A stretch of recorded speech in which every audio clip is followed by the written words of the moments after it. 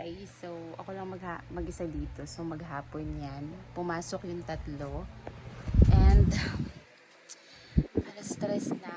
Bagong gising ako. So, nagilamos lang ako. Kaya basa-basa pa yung mukha ko. So, ayan. And, yan. Kinuha ko na rin yung sinampay.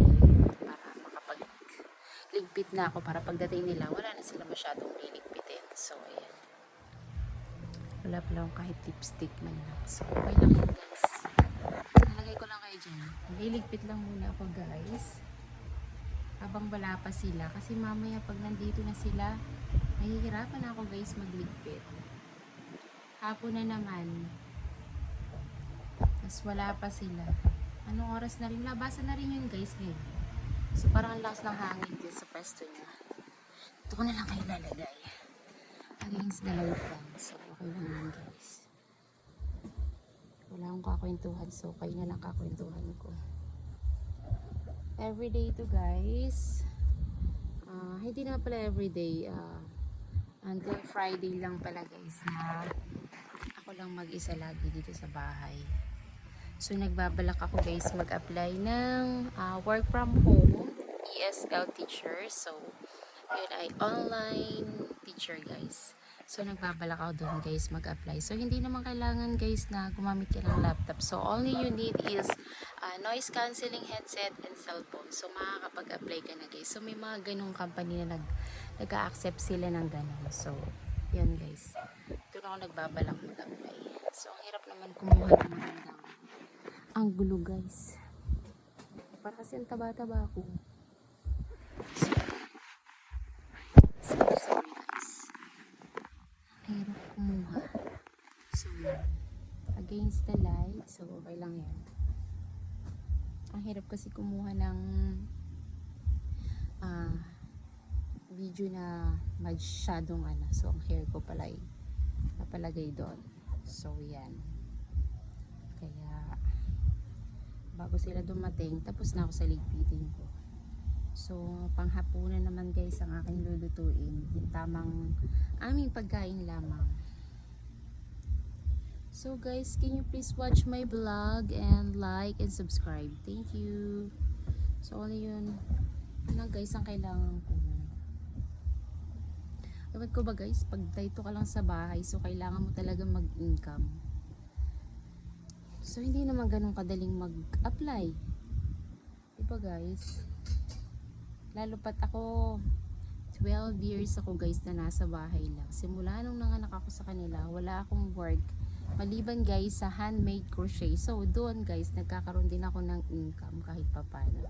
Doon sa ating handmade crochet. So, yan ang ating pinagkakaabalahan, yung crochet ngayon. So, kahit papano, hindi naman tayo totally na walang income. So, meron naman kahit konti. So, bukas, guys, magla-live ako para sa ating handmade crochet. So, may nasimulan ako dun, guys. So, bubuuin ko na lang siya. So, sana naman pasok kayo sa live ko, guys.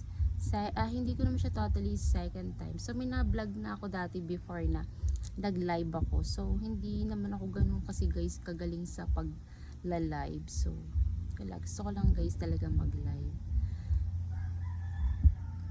Para naman, guys, tumaas ang ating ng hikayat, guys. So, yan. Magla-live ako bukas, guys. Pasok naman kayo. So, sa aking page din, guys, sa mga gustong pumunta sa aking page, Ren Balanoyos, search nyo lang yun, guys, sa Facebook. Makikita nyo na yun, guys, ang aking page. Or either dun sa Renz Deloria Balanoyos, you can follow me, guys, ha. So, I have 23,000 followers na dun, guys. Pero sa YT ko, guys, kakunti pa lang. So, yan. Kaya, ito muna tayo, guys. Kwentuhan lang, guys. Wala kasi ako masyadong may vlog ngayon, eh. Kasi, usually, ang aking mga bata, pagkapasok, pagdating sa hapon, nanonood na ng TV. So, hindi na ako nakakapag-video kasi maingay na yung nila. Maingay na yung pinapanood nila. So, ako naman, pagising ko, minsan, na ako, guys. Nagko-crochet lang talaga ako, guys. Kasi nag-iipon ako. Kasi, pag talagang, guys, ng seasoning ng seasonal ng mga flowers or mga occasion like Valentine's Day, Mother's Day, talagang mabenta guys yung flowers. So ayan, yun talaga ang aking pinagkakaabalahan guys. Kaya please watch my vlog. Thank you.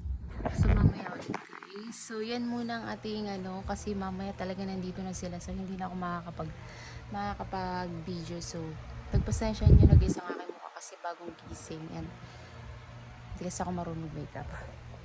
Hindi talaga ako guys marunong mag makeup. So yan, bye bye.